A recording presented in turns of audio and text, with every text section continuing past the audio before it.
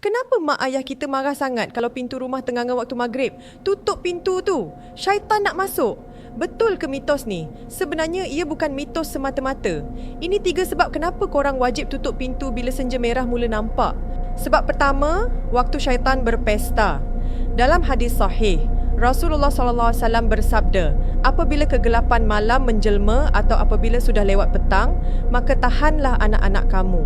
Ini kerana pada waktu itu syaitan berkeliaran.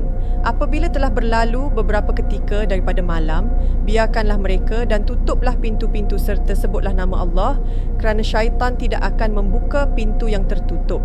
Sebab kedua, bahaya Ummu Sibyan. Pernah dengar pasal jin Ummu Sibyan? Ini adalah jin wanita yang sangat bahaya pada kanak-kanak dan wanita hamil. Dia suka masuk rumah waktu maghrib untuk ganggu budak-budak sampai menangis tak berhenti. Sawan tangis. Sebab ketiga, pintu terbuka adalah jemputan. Kalau korang biarkan pintu terbuka tanpa baca bismillah, korang sebenarnya menjemput benda tu masuk. Syaitan tak boleh buka pintu yang ditutup dengan nama Allah. Tapi kalau pintu tu dah tenganga luas, dia masuk macam tetamu VIP lah. Jadi bila azan maghrib je, tutup pintu, kunci dan baca bismillah. Jangan bagi peluang benda tu menumpang tidur sekali.